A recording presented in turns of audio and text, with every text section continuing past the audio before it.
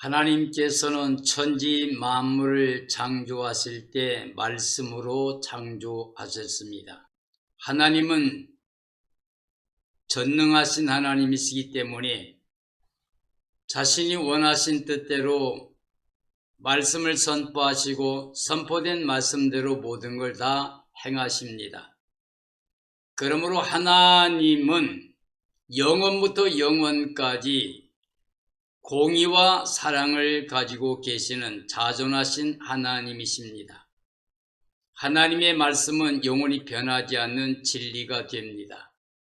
그가 창조주이시기 때문에 그가 모든 것을 그 뜻대로 행할 수 있는 분이기 때문에 하나님에게는 거짓말이 없습니다.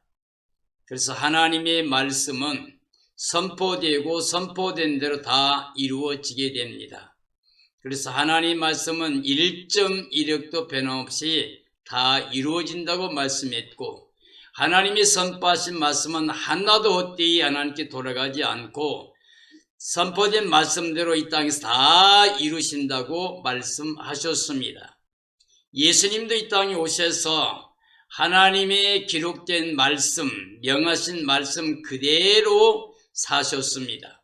이 땅에 태어나시는 것, 그가 하신 사역이라든가 그가 약속하신 것, 이루신 모든 것이 전체가 다 하나님이 선포하신 말씀 그대로 행하셨습니다.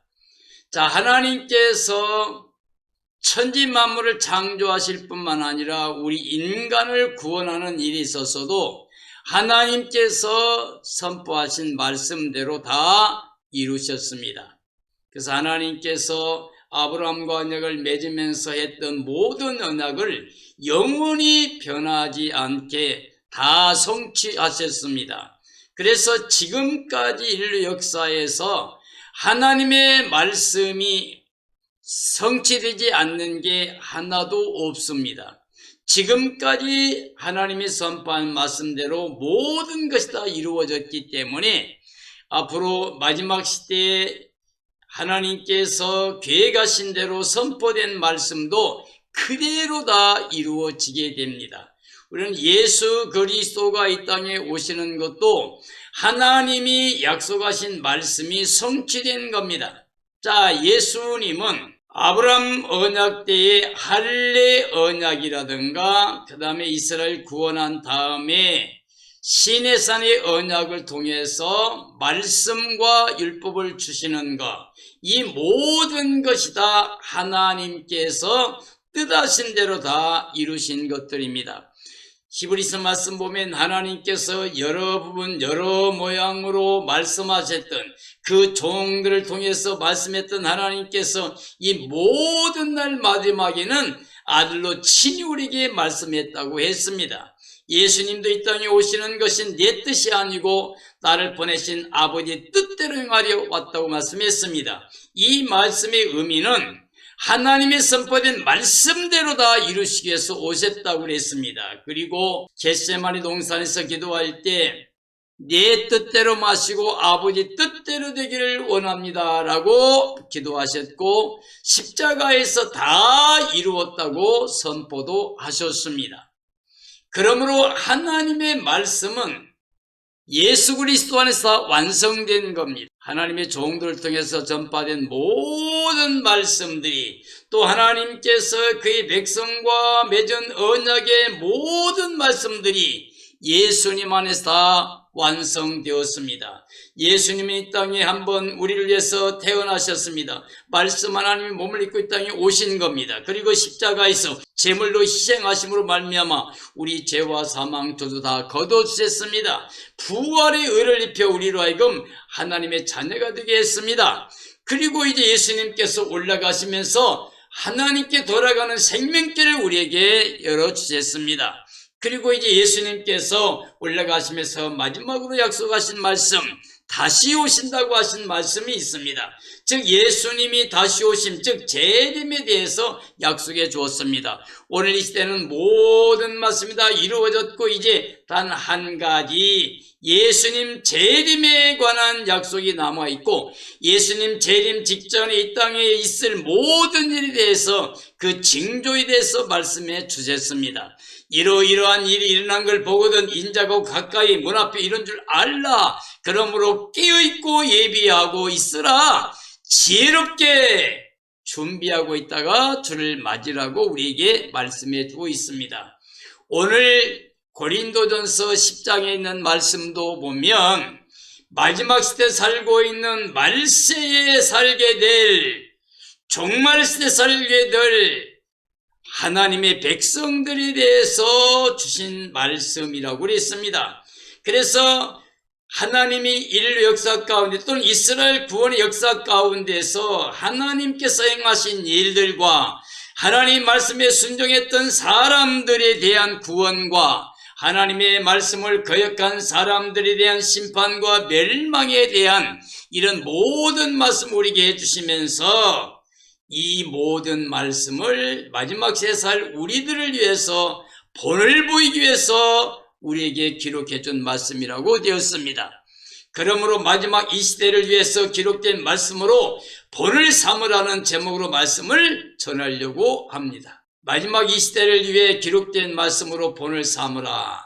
자, 오늘 본문 말씀에 보면 예수 그리스도가 나오고 있습니다. 그런데 예수 그리스도를 신령한 반석이라고 그랬습니다. 이런 이스라엘 백성들이 출애굽하고 홍해를 건너서 광야 교회가 시작되면서 하나님께서 그들을 인도하시면서 낮에는 구름기둥 밤에는 불기둥으로 인도하고 보호해 주실 뿐만 아니라 만나를 내려서 그들을 먹게 하고 반석에서 물이 나서 마시게 했습니다. 그런데 그 반석을 가리켜서 예수 그리스도라 그러면서 이 반석이 바로 신령한 반석이고 그 반석에서 신령한 물이 흘러서 먹게 했다고 말씀했습니다.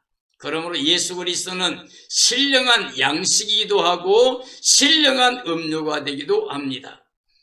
그래서 예수님을 버리는 사람들은 하나님의 사랑을 은혜를 거스르게 되고 그래서 하나님의 주권을 인정하지 않는 불신앙이 되기 때문에 예수님을 버리는 생활은 바로 우상을 섬기는 것과 같습니다. 그래서 우상 숭배자와 같다. 우상 숭배자들은 하나님께 심판과 멸망받기니까 우리는 우상 숭배자가 되지 말아야 된다는 것을 말씀하고 있습니다. 또는 주님을 시험하다가 즉 하나님의 그 능력을 그 은혜를 거스리면서 대항하는 걸 말합니다.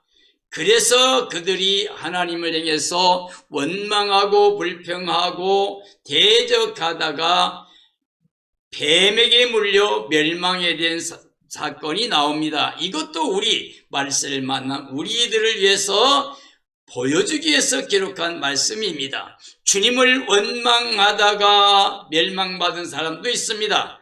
우리가 하나님을 원망한다는 것은 하나님의 은혜를 깨닫지 못한 거고 사랑과 은혜를 누리지 못한 겁니다.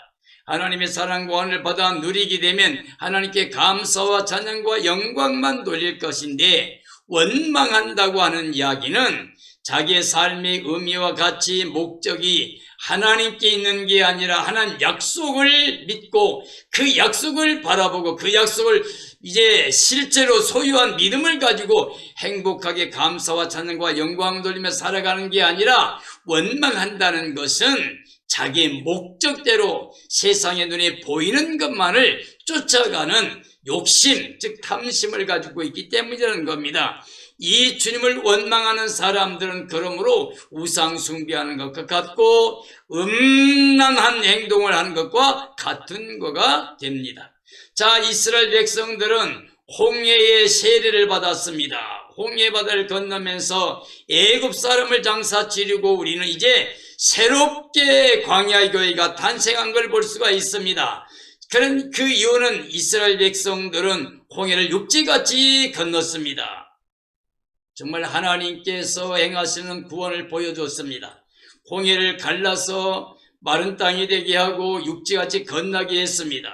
애굽 군대는 전체 그 홍해 바다에 들어왔다가 숨을 들여다 멸망을 받았습니다. 이와 같이 애굽 생활이 끝나게 되고 이제는 광야 교회 생활이 시작되는 것을 이제 홍해를 건넜을 때 그 물속에서 세례받았다고 하는 겁니다. 또 하나님의 인도하시는 구름기둥, 불기둥 역사를 볼 수 있습니다. 광야 교회는 하나님께서 그들을 직접 인도하셨습니다. 그래서 낮에는 구름기둥이 시원하게 그들을 보호해주고 밤에는 불기둥이 따뜻하게 보호해주고 그렇게 하나님께서 떠나지 않고 늘 그들과 함께 임만을 주셔서 보호해 주시고 인도해 주셨습니다. 그런데 그 구름 아래 세례를 받은 거라고 하는 겁니다.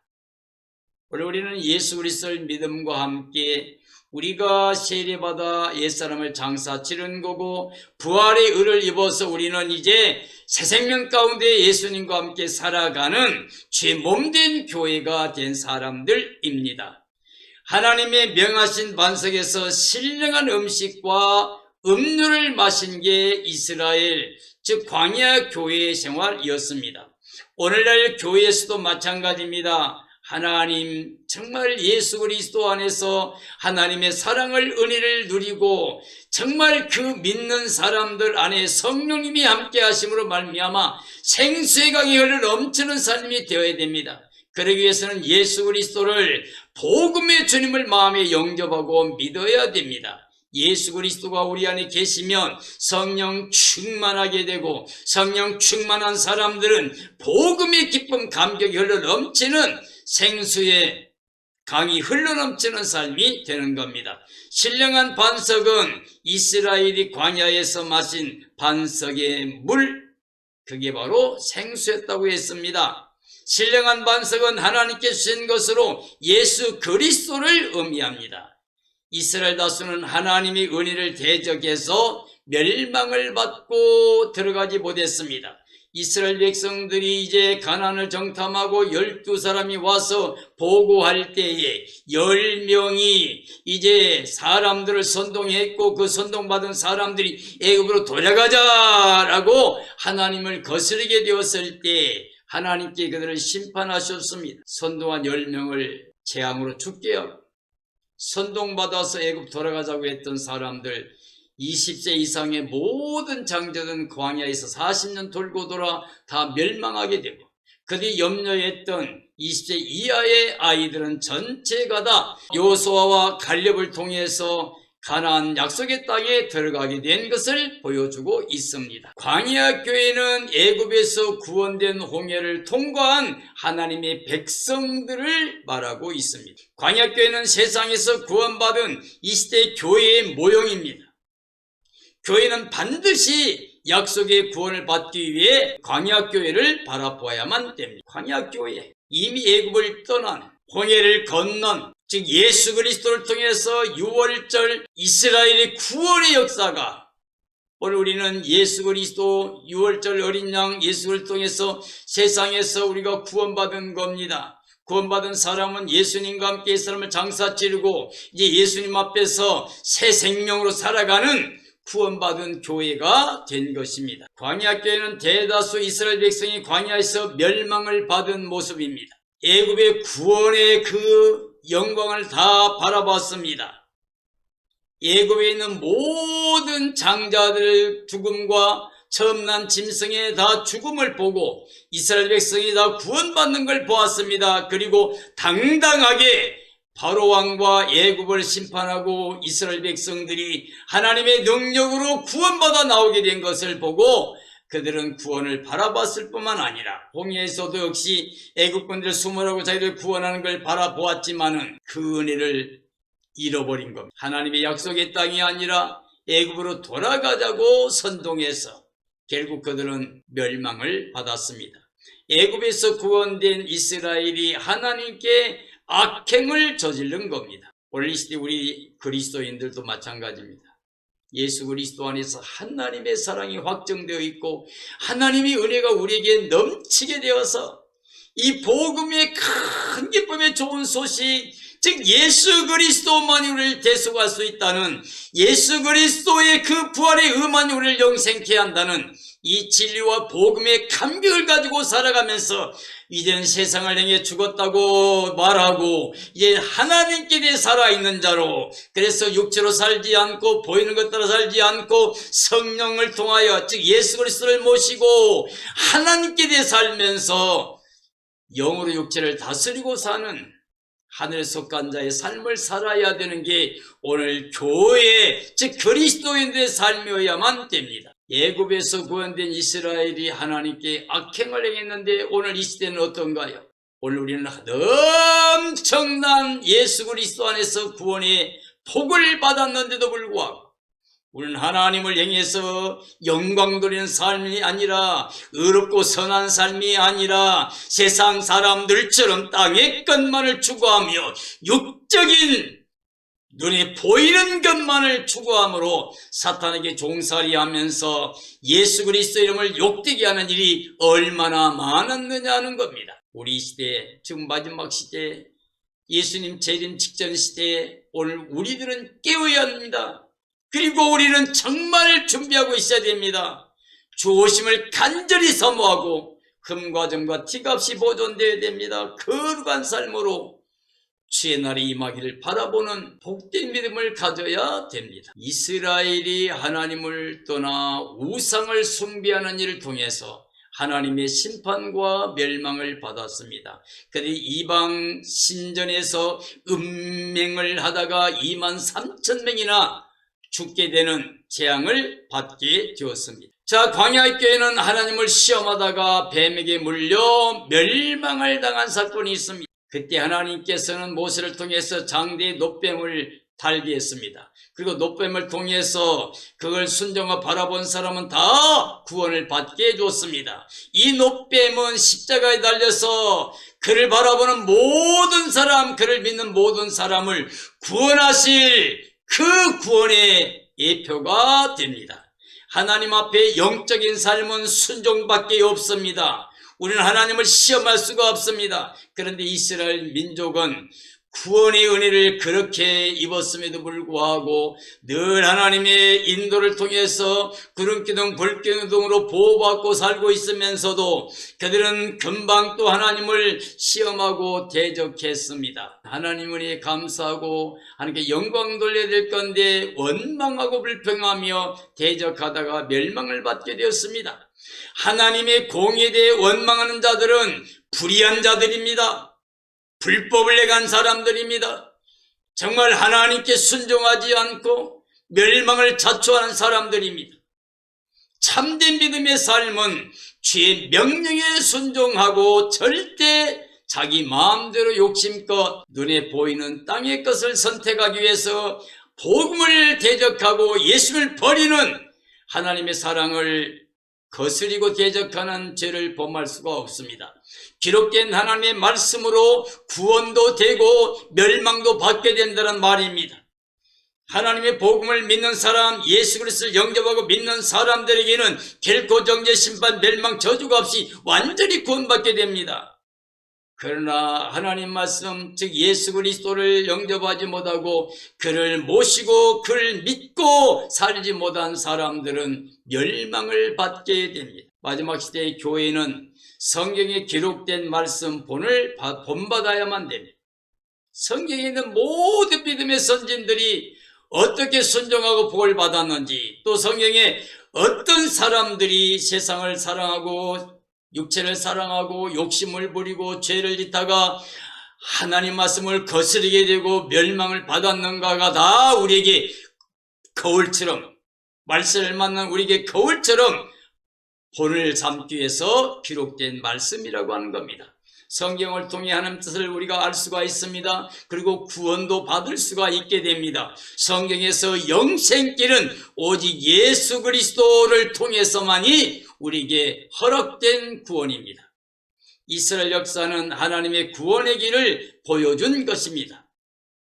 이스라엘 역사는 하나님의 약속하셨고 언약 맺으시고 그 백성과 함께하는 임마누엘 역사를 통해서 그들이 순종할 때에는 언제든지 구원과 영광을 누리게 했습니다. 그러나 불순종할 때는 하나님의 심판과 멸망이 그들에게 임하였던 것입니다.